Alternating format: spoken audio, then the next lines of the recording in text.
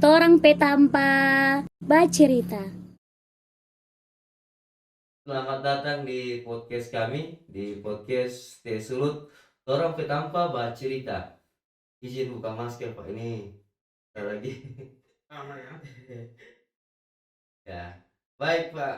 Asar ini biasanya saya kalau narsum itu saya perkenalkan beliau ini siapa. Tapi untuk edisi kali ini kita akan mengulik beliau ini di sepanjang perbincangan kita hari ini. Yang jelas saya kalau kasih clue-nya, beliau ini adalah seorang entrepreneur, pengusaha ya.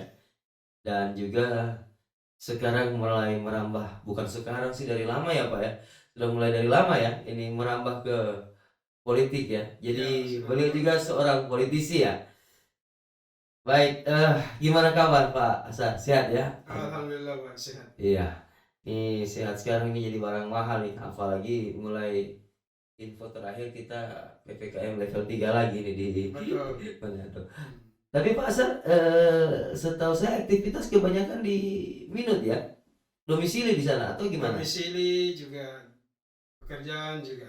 Oh, di Minut ya. Iya. Berarti aktivitas dan tinggal juga lebih banyak di Minut. Lebih banyak di Mina. Oh iya, baik. Buat yang belum tahu, kita akan mengulik beliau ini di sepanjang perbincangan kita hari ini.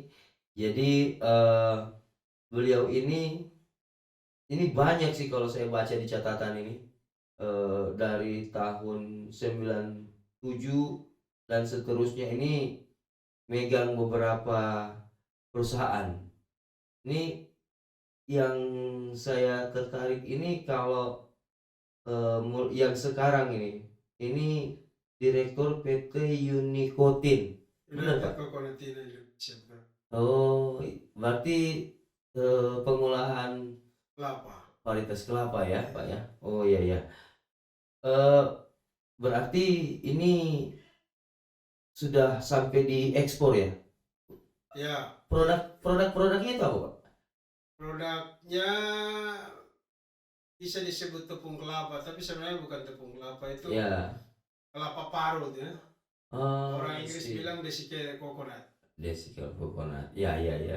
Eh, itu memang kalau dibuat dia nilai jualnya tentu jadi lebih tinggi dong. Ya, karena memang hampir 100%, 99,9% itu kita ekspor. Wow. Oh, jadi memang untuk keperluan ekspor ya Pak ya. Iya. Wow wow wow. Nah, ini sampai sekarang juga direktur marketing pada PT TPC apa? Tropika TPC. Coco Prima. Oh, Tropika. Hampir sama berarti dong. Iya. Eh, Iya, iya. Bidang usahanya. Bidang usaha yang sama, Oh. pabrik yang sama, tapi dia ada di Amura. Murang Minsel dong Pak ya. Bisa. Masuk Minsel ya? Iya. Oh iya iya iya iya. Lelema tetapnya. Oh Lelema. Oh Lelema. Oke. Baik, ini karena beliau entrepreneur, kita mau ajak ngobrol tentang UMKM nih. Oh, Usaha mikro, kecil dan menengah gitu ya. Pertanyaan pertama saya nih, bagaimana geliat UMKM untuk peluang kita yang di Sulawesi Utara, ya khususnya Manado mungkin, atau dimanapun yang dilihat, karena saya tahu tadi kayak sudah disampaikan dari Minut, di Minsel juga itu kerja usahanya itu tolong dijelaskan ke kita kira-kira peluang di kokonat dulu deh, karena saya sendiri baru tahu kalau ada yang namanya tepung kelapa yang kita cuma kenal sebagai kelapa parut. Gimana Pak penjelasan? jadi you pernah makan biskuit Roma? Oh iya betul betul. Biskuit kelapa. Iya iya iya. Nah, itu belinya dari kita ya. Oh. Bahan campuran kelapanya. Oh. Tapi di Indonesia paling mereka beli 1-2 kontainer sebulan. Sementara kita ini sekarang produksi kurang lebih 100 kontainer. Wow. Jadi selain PT United Coconutina Indonesia, Ya, ada PT tadi Tropika Coco Prima, Yap. kita baru akuisisi ya. Hmm. Kemudian ada PT Royal Coconut. Oke. Royal Coconut itu Ada di Kawangkoan, ada di Gorontalo. Oh, sampai Ya, di Gorontalo ya? Iya, iya, iya. Di Gorontalo itu kita sudah mulai produksi, kita kita sudah mulai produksi santan. Hmm? Santan di supermarket ada santan yang saset-saset itu. Iya, iya, betul. Yang sudah dikemasan. Ya, kemudian kita mau produksi air kelapa. Iya, oke. Ya, di televisi ada yang brand yang lain bikin iklan air kelapa itu. Oh iya, iya, iya, iya. Ada air minuman kelapa dalam Ya, betul. kemasan ya? Betul. Itu di Gorontalo kita sudah. Wow, iya, iya. Jadi pada dasarnya tepung kelapa itu eh, di Indonesia ini lumayan besar produksi ya. Sebenarnya ya. Sumatera, Sulawesi, Kalimantan juga sudah mulai ada, Jawa ada sedikit, tapi paling banyak itu Sumatera dan Sulawesi. Iya, iya. Oke, baik, terima kasih. Ini menarik karena saya jadi terpikirkan kita ini disebut nyiur melambai. Betul. Ya, saya pernah coba lihat kenapa disebut nyiur melambai. Teman kasih penjelasan dan saya coba buktikan. Kalau kita terbang di atas Sulawesi, dari naik Manado sampai Sulawesi lah paling enggak. Begitu juga kalau mau landing di Sulawesi Tengah, Palu. Itu emang rata-rata kelapa. Kita punya lahan yang ditanami kelapa begitu luas. Beda ketika kita ada di atas Surabaya misalnya. Saya lagi ada di atas Jakarta apalagi, ya kan Pak? Nah, pertanyaannya dengan bahkan logo Provinsi Sulawesi Utara itu kan kelapa, Pak. Ya. Nah, pertanyaan saya, kok di sini bisa sebagai penghasil kelapa ya? Daerah penghasil kelapa, kok bisa ya? Sekarang minyak kelapa susah dicari gitu. Bahkan harganya naik. Itu gimana? Oke, jadi begini. Pada dasarnya minyak kelapa yang kita konsumsi setiap hari itu, Iya, iya, iya. itu sebenarnya bukan minyak kelapa dalam, tapi minyak kelapa sawit. Oh, Minyak kelapa sawit. oh itu minyak kelapa sawit. Iya, minyak kelapa sawit. Yang kita produksi, yang kita makan banyak itu minyak kelapa sawit. Karena itu minyak yang paling murah. Oh gitu. Ya, Oh, secara produksi harga produksi minyak kelapa sawit lebih di bawah daripada minyak kelapa ya kelapa kampung ya kalau kita sebutnya ya. minyak kelapa dalam. Ya minyak kelapa dalam, iya iya. Itu harganya mahal dan diekspor. Jadi kita beli kopra, kemudian diolah. Dulu ada di sini di Bitung, ingat kan? Iya, iya, iya. Sebutkan dia punya perusahaan. Iya, iya. Itu diproduksi dan diekspor. Yang kita Oh. makan adalah Minyak kelapa minyak sawit kelapa sawit. yang lagi-lagi kita dalam tanda kutip ekspornya dari luar Sulawesi dong. Itulah kelemahan kita. Jadi ada di beberapa daerah di Sulawesi, Iya, lahan kelapa sawit luar biasa.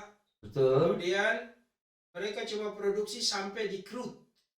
Iya, Tahu kan namanya CPO, CPO tahu. Ya. crude palm oil. Oil. Dia cuma produksi crude, artinya belum di refine, belum bisa Iya, dimakan. belum. Dikirim ke Jawa. Setengah mentah. Ya, dikirim ke Jawa, diolah di Jawa, nanti dari Jawa dia balik lagi kita Di sini. dia jual mahal. Dan kita jadi konsumsinya akhirnya harganya naik ya. Kita sebenarnya tidak di Sulawesi Utara, karena di Sulawesi Utara tidak ada lahan Kelapa sawit, iya benar. Tapi di Sulawesi Tengah misalnya, Iya ada. saya kasih contoh di Sulawesi Tengah itu luar biasa lahan kelapa sawit itu Betul. sangat. Mereka produksi cuma CPO, dan tidak bisa dimakan. Banyak petani yang bertani kelapa sawit Iya. dengan sistem plasma dan lain-lain. Kemudian tapi hasilnya itu produknya itu cuma sampai crude dan dikirim ke Jawa. Jawa dia refine, kemudian dia bungkus dikemas dengan kemasan plastik atau kemasan plastik atau kemasan literan. Dia kirim ke kita Sulawesi, kita beli mahal. Padahal mereka beli ke kita dari kita. Cuman dilanjutkan prosesnya. Iya, ngerti. Wow, ya baru-baru tahu saya. Terima kasih buat pencerahannya. Ini memang jadi pertanyaan, ini mewakili pertanyaan banyak orang. Kita ini punya kelapa kok banyak, tapi kita malah harus beli minyak kelapa mahal, beli minyak kelapa dengan harga yang bahkan susah dicari sekarang, langka. Memang susah dicari. Pertama karena mahal, Iya, ya. Mahal, kemudian eh, apa namanya, produksinya juga kurang. oh, Ya, saya lihat ini minyak ini tunggu pasar karena minyak edible oil iya, itu sudah jadi pasar internasional di bursa. Di setiap saat mungkin mungkin sekali ada pemain ini ya, iya, iya, pemain yang cari iya, iya, peluang. iya, iya. Jadi rahasia bersama lah kalau ada pemain-pemain seperti itu. Tapi Oke. kalau kelapa dalam itu sebagian besar diekspor itu. Iya, saya juga punya Karena teman yang pernah harganya cerita. di atas 20 ribuan itu memang. Wow. Dan lebih cepat, pasarnya lebih terbuka dan harganya jadi lebih tinggi ya. Ya. Kira-kira seperti itu. Ya, baik. Nah, sekarang saya mau tanya secara umum nih. UMKM, apalagi sekarang tadi saya udah bilang dan kita tahu bersama sekarang lagi PPKM level 3. Eh, ini gimana nih peluang untuk UMKM bisa berkembang? Mohon penjelasan kira-kira, Pak. Pada dasarnya eh,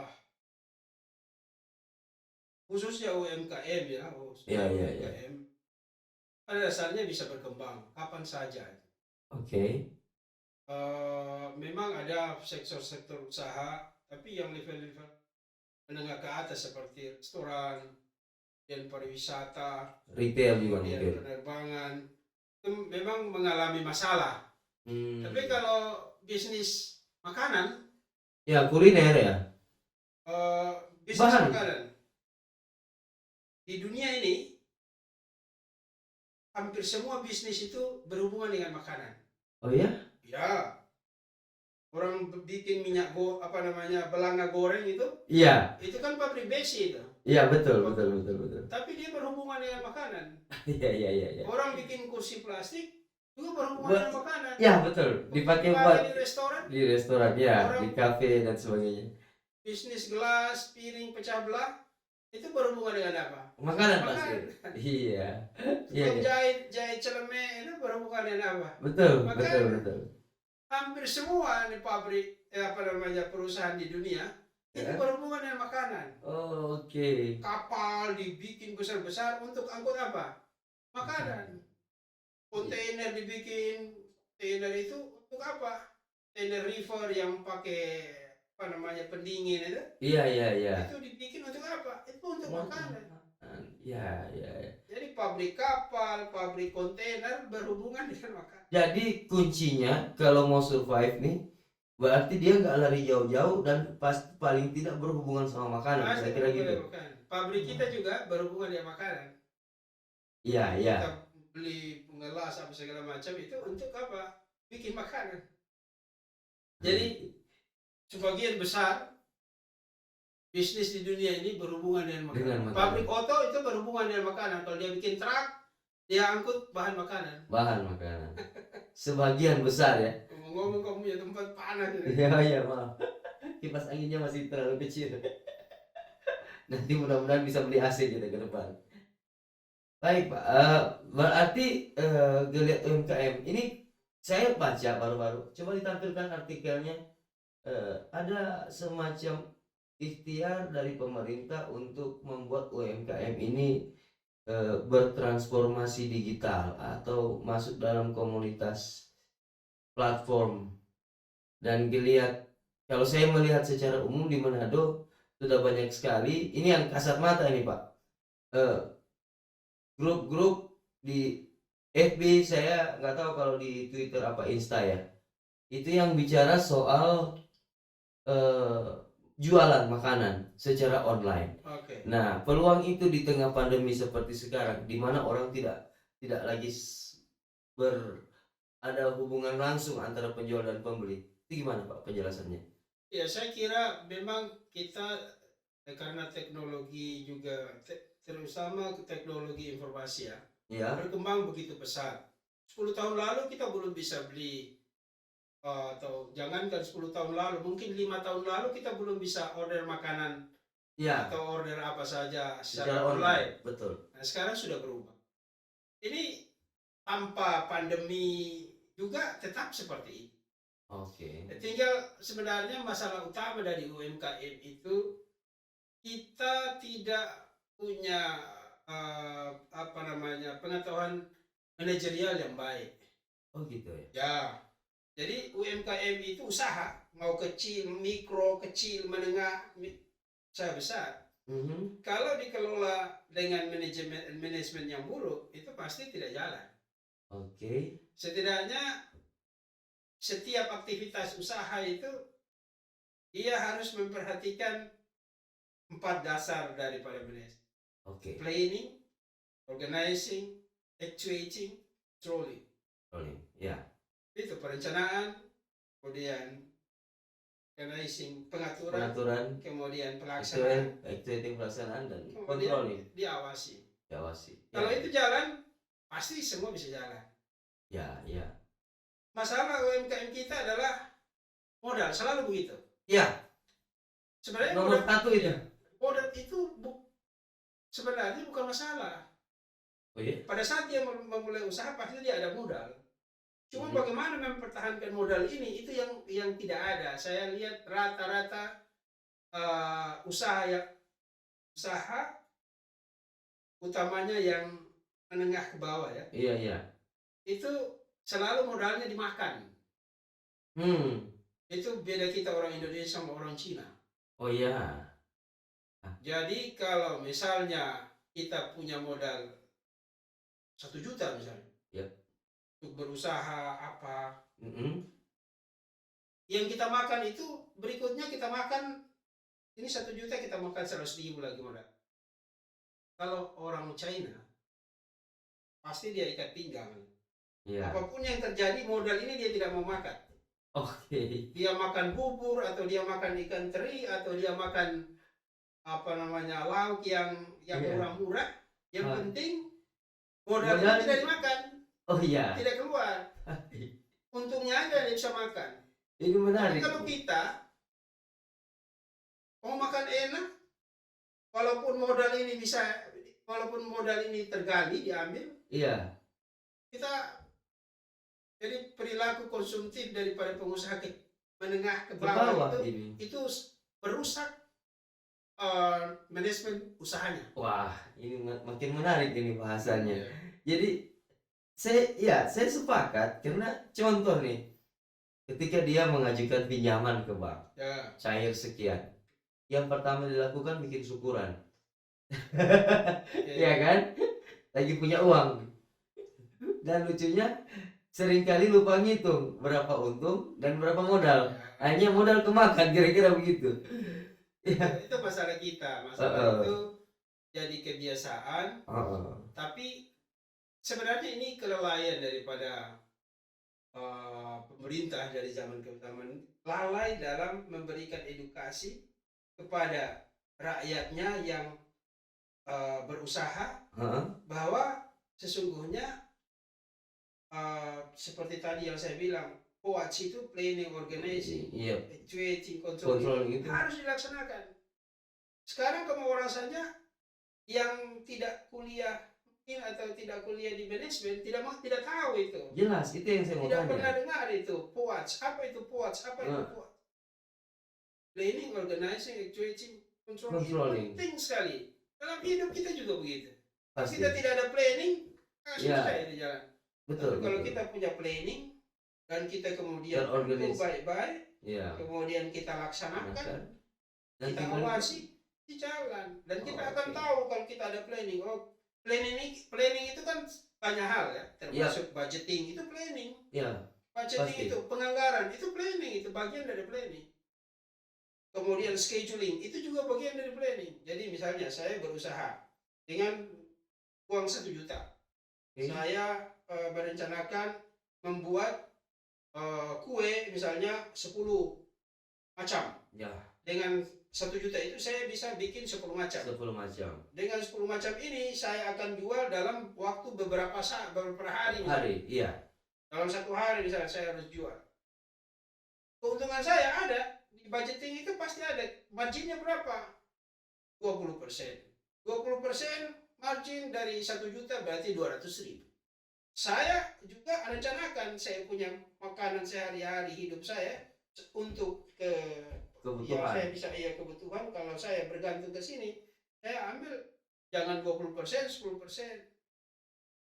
Misalnya cuma dapat 100.000, ya 100.000 aja itu yang dibelanjakan. Jangan belanja lagi 300.000. Yang modal sudah tergali 100.000. Besar pasak daripada tiang jadinya.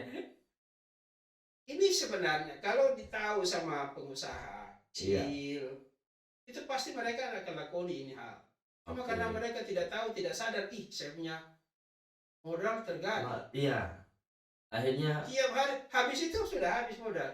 berujung pada kegagalan lagi. Gagal. Cari lagi. Cari lagi. Itu yang Wow. masalah. Iya. Jadi, UMKM ini, usaha apapun mau UMKM sampai usaha yang besar pasti akan tidak jalan kalau dasar-dasar daripada manajemen usaha itu, dasar-dasar manajemen sebenarnya Iya. itu tidak aplikasikan. Kalau gitu, kalau ini memang penting, berarti kan pemerintah perlu dong untuk mensosialisasikan. Ya, Karena ini tanggung jawab pemerintah juga ya, dalam hal ini kepada rakyatnya. Kalau analisanya akan seperti ini ya. ya. Ini sudah bisa ditampilkan itu. Oh iya, coba di judulnya. Nah ini, buka pelatihan DEA. Pemkot Manado dorong UMKM transformasi digital. Digital Entrepreneurship Academy Kota Manado. Pengelolaan keuangan digital ini. Baru. Ini tanggal berapa nih? 16 Februari, hari Rabu kemarin. Nah, kira-kira ini kan bagian dari PAUK tadi ya, kalau kita sebutnya. Atau mungkin ini sebuah ikhtiar untuk memajukan UMKM dari Pemkot. Seperti apa kira-kira tanggapannya? Iya, kalau saya lihat ini ya judulnya seperti ini. Iya. Ya mungkin pemanfaatan teknologi informasi Iya. di dalam diterapkan di dalam usaha. Iya. Ini ya penting sekali karena teknologi itu berhubungan dengan apa saja, termasuk dengan dunia. Pasti. Nah, tapi kemudian ini seperti yang saya sampaikan kemarin, ini hanya menyentuh segmen-segmen tertentu saja. Oh. Segmentasi, misalnya jualan online atau jualan online. Iya, jualan online. Ya, seperti Apapun itu, jualan mungkin pakaian Ya. atau beberapa kuliner. menyentuh itu. Betul. Tapi kebanyakan rakyat kecil kita Ya. itu belum sampai di sini. Belum. Kebanyakannya. Kebanyakan. Seriously. Masih berdagang secara konvensional, For sure. buka warung, buka toko, buka ini. Masih Oke. seperti itu. Oke. Usaha-usaha seperti itu sekarang memang terbentur karena pandemi ini. Iya. Orang tidak keluar, ada toko yang tutup, garmen tutup, orang tidak beli dan lain sebagainya. Iya. Terobosan ini yang mungkin karena kita terpaksa. Biasanya itu kalau terpaksa kita akan berhasil. Kalau terpaksa. Oke. Saya kasih contoh. Oke. Ini ada tumbuhan Ya. di atas, ada tumbuhan yang kasih kuat dia. Ada satu tempat daerah Middle East. Tumbuhan itu waktu ditanam dia punya biji Oh iya, I know it. Ini kurma ini kayaknya.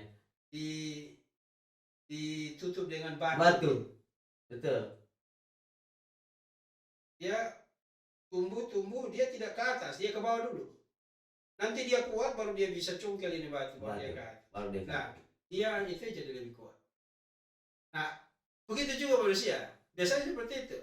Kalau timpa masalah seperti ini, ditimpa masalah pandemi, tidak ada orang yang datang beli, Iya. akhirnya bisa dicari terobosan ya seperti ini online.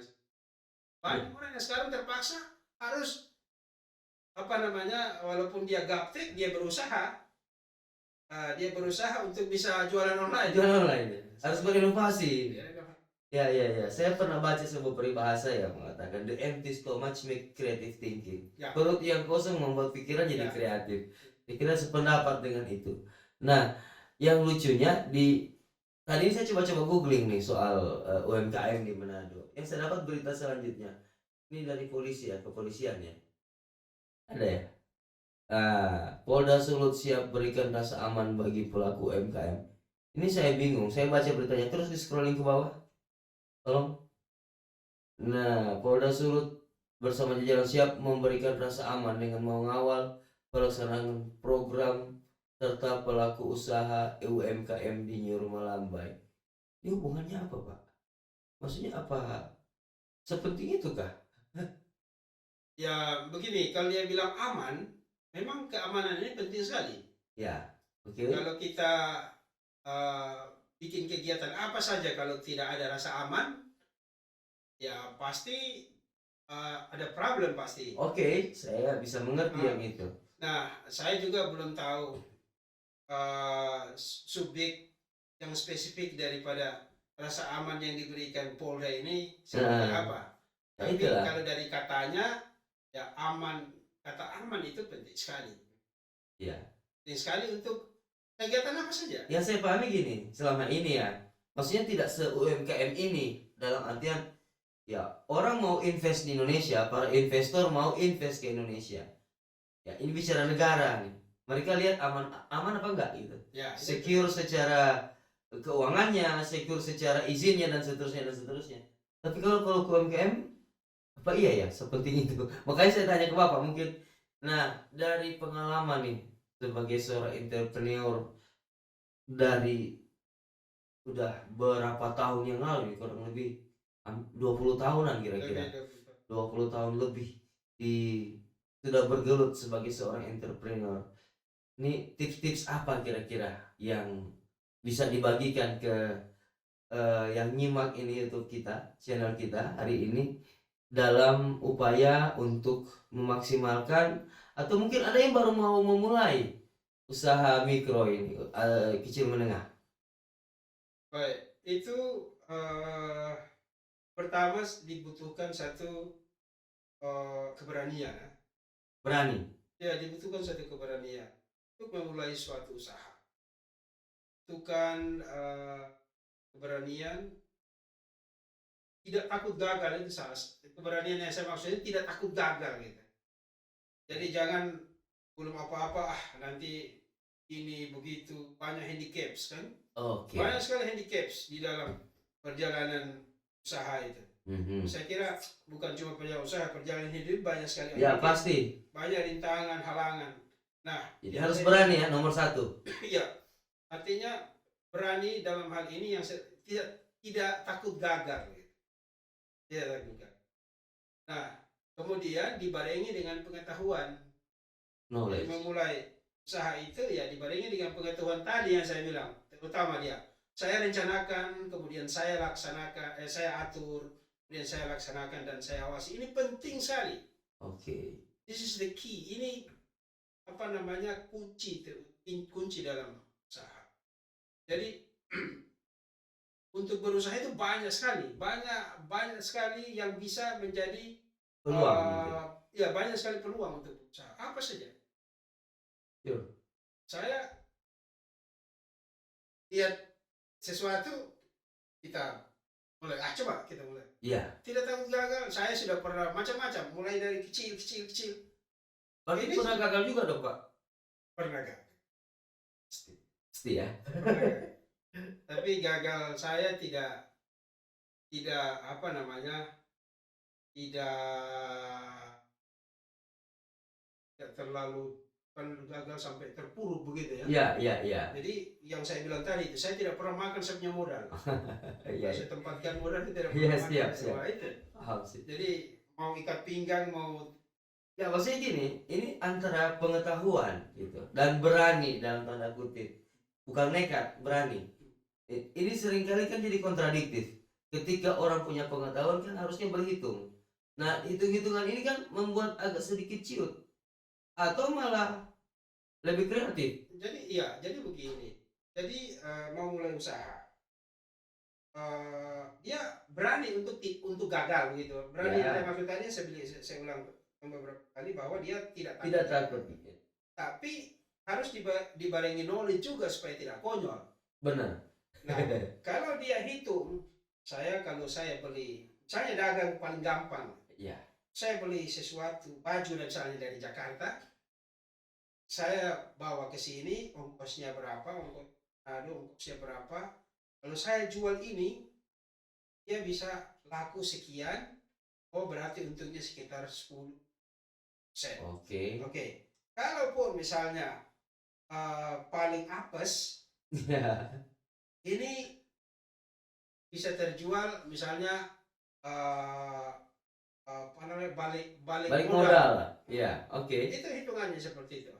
Kalaupun paling terpuruk, ini bisa rugi resikonya. Kita hitung resikonya. Ya. Makanya penting sekali itu tadi perencanaan. Yang saya sampaikan tadi ini, yang katakan ini adalah bagian dari perencanaan. Ya. Setelah kita laksanakan apa namanya, kita atur ini rencana ini supaya kemudian kita laksanakan. Diatur yang baik dan kita laksanakan. Kemudian kita awasi. Harus lihat. Sekarang ini saya buka konveksi. Oh iya? Ya, barusan. Karena saya lihat peluang, oh ini akan begini. Itu jalan sekarang. Dan saya sampai saat ini sudah jalan beberapa waktu, ada yang kurang tepat dilaksanakan, tapi saya sudah hitung. Sudah dievaluasi lagi. Sudah hitung. Oh ini untuk kejadian seperti forecast-nya tetap masih ada. Jadi kita punya fokus itu seperti ini, itu tetap masih ada. Oke. Wow. Jadi saya sebenarnya jadi tadi berani ambil resiko mungkin atau berani tidak gagal, maksudnya berani itu dalam hal ini tidak takut gagal. Hanya hitung-hitungnya hanya benar gitu. Dan itu harus dibarengi dengan pengetahuan tadi, knowledge yang masuk di PAUK tadi, manajemen itu bagian dari itu kayaknya. Oke, sekarang gini Pak, sebagai seorang entrepreneur yang sudah bertahun-tahun bahkan belasan tahun bergelut dan mohon maaf, bicara bisnis online ini kan baru beberapa tahun terakhir ini. Dan ada orang-orang yang besar dengan itu. Artinya mereka make money from it. And generasi kita ini saya perhatikan maunya instan. Sampel nih. Atta Halilintar ketika dia jadi seorang YouTuber. Ya. Anak-anak kita ketika ditanya, yang mungkin zaman saya sama Pak Asar ini kalau ditanya cita-citanya dulu kan kita paling polisi, tentara, guru, dokter, seputaran gitu. Tapi anak-anak sekarang tanya cita-citanya YouTuber. Kenapa YouTuber? Karena bisa dapat duit dengan cepat. Nah, tapi kemudian terjadi lagi di mereka bercita-cita jadi atlet e-sport. Kenapa? Cuma modal pintar main game bisa menghasilkan. Dan yang paling terakhir ini kemudian viral ya Ghazali Everyday ya. Ghazali Everyday yang bisa jual satu foto itu harganya miliaran gitu. Kemudian mereka berbondong-bondong juga jualin foto mereka yang sampai hari ini nggak ada yang beli lagi. Nah ini fenomena seperti ini Pak, sebagai dalam pandangan seorang entrepreneur yang bertahun-tahun ini bergelut di bisnis yang real dan gak ngarep instan seperti ini, itu gimana Pak? Jadi pada dasarnya sebenarnya ada peluang. Yang anak-anak itu melihat ada orang-orang yang sukses. Benar. Banyak yang sukses. Benar. Banyak yang sukses. Nah, sebenarnya itu hal positif. Saya mau jadi YouTuber misalnya. Anak saya mau bikin seperti ini supaya saya bisa tenar, saya jadi YouTuber, saya mau angkat hal-hal ini misalnya. Itu jadi challenge sebenarnya. Jadi tantangan buat mereka. Ya, ada yang berhasil pasti dan ada yang tidak berhasil. Banyak malah. Ya, banyak yang tidak berhasil. Tapi ada yang berhasil. Benar. Banyak juga yang tidak berhasil. Nah, tapi itu karena ada peluang. Oke. Karena ada peluang. Waktu kita tidak ada peluang. Benar. Bisa saja kalau seandainya saya sekarang juga masih umur belasan tahun, masih muda, bisa saja yang saya cita-citakan jadi apa? Jadi YouTuber. Jadi youtuber juga. Nah gini Pak, yang saya ingin gini loh, sebagai seorang entrepreneur, sebagai Ya. seorang pengusaha yang menggeluti usaha ini, dan itu butuh proses maksud Ya, saya. betul. Poin yang ingin saya bilang bahwa anak-anak kita sekarang maunya instan gitu loh. Bahkan gini loh, gini aja Pak, contoh nih, zaman kita kan foto model itu udah ada, bintang film udah ada, dan banyak di antara kita yang sedikit terobsesi untuk menjadi itu. Bagaimana bisa terkenal dan punya penghasilan gede. Ya. Nah, the problem is kita nggak pernah tahu mereka dulunya itu ngemis ke sana kemari untuk dapat peran, casting ke sana kemari untuk bisa masuk agensi. Yang kita taunya udah di majalah aja begitu, udah main film aja begitu. Nah, itu aja yang dilihatnya, tapi nggak menghargai proses. Nah, tadi yang kita obrolin ini Pak kan bicara prosesnya, mulai awal dari beraninya, pengetahuannya, bahkan sampai planning, actuating, organizing, controlling, itu semua adalah proses kan. Nah, yang saya ingin fenomena di mana anak-anak kita ini maunya instan gitu.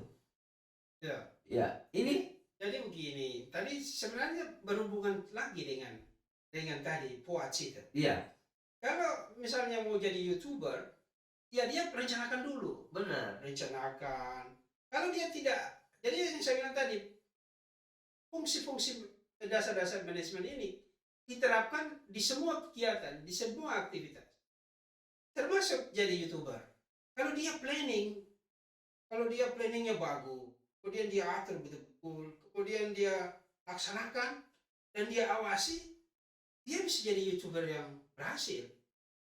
Jadi apa saja, bukan YouTuber saja, apa saja pekerjaan yang dia rencanakan, dia atur, dia laksanakan, dan dia awasi, Apa sih? saya yakin 100% berhasil. Oh. Kecuali ya first major misalnya, suatu Iya, yang tidak di sama luar. sekali terjadi di luar kemampuan kita, misalnya alam, sakit, rata, ya berarti pasti putus. Tapi kalau tidak, dan ini dia laksanakan 4 hal ini, saya yakin kegiatan apapun pasti berhasil. Oke. Iya. Ini sebenarnya yang perlu disosialisasikan kepada masyarakat luas, yang seperti ini. Benar. Cuma saya tidak melihat bahwa ini secara kolosal disampaikan. Global. Ya, secara kolosal disampaikan kepada masyarakat. Misalnya di acara apa saja, di Semua event begitu. kalau ini orang banyak tahu, saya yakin pasti berhasil. Mau jadi chef juga bisa. Yang penting dia rencanakan dulu. Saya kalau mau jadi chef, saya harus begini, harus punya perencanaan. Oke, berarti harusnya ada pendampingan, ada pembimbingan yang dilakukan supaya orang-orang yang Ya. para pelaku UMKM ini bisa maju begitu. Ya, betul. Saya harap ada nanti pelaku-pelaku UMKM yang lihat kita punya Podcast acara ini. ini, ya. Oke. Mudah-mudahan bisa. Nanti kalau mau komen silakan ditaruh di kolom komentar di acara podcast kita ini. Bapak udah challenge nih, ya, buat pelaku UMKM yang mau dapat ilmu tentang bagaimana memanajemen dan UMKM-nya, insya Allah bisa maju. Ditaruh di kolom komen usulannya atau apa aja, nanti kita akan tanggapin. Kira-kira gitu Pak ya. Betul sekali. Oke, baik. Ini sudah saya mau pindah bab nih Pak. Karena tadi kan katanya selain seorang entrepreneur juga Bapak ini seorang politisi. Pertanyaan pertama saya Pak, ini saya lihat Bapak dari partai besar pindahnya ke partai yang ya maaf dalam tanda kutip ya sambil silakan. Ini sempat di Gerindra dulu. Betul. Tahun 2012 ya sampai 2015. kemudian memutuskan jadi ketua DPC di Partai Bulan Bintang, partainya Bang Yusril nih. Betul. Beliau idola saya nih Pak.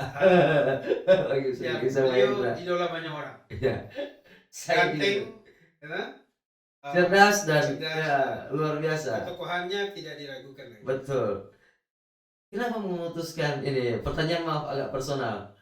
Tapi mungkin supaya kita bisa tahu juga kan, saya sudah janji sama yang nyimak bahwa kita akan ngulik sedikit Bapak nih. Kenapa memutuskan pindah ke partai yang dalam tanda kutip gede Pak? Gerindra ini kan sampai bisa nyapresin Pak Prabowo kemarin. Ya. Tapi kemudian ke PBB.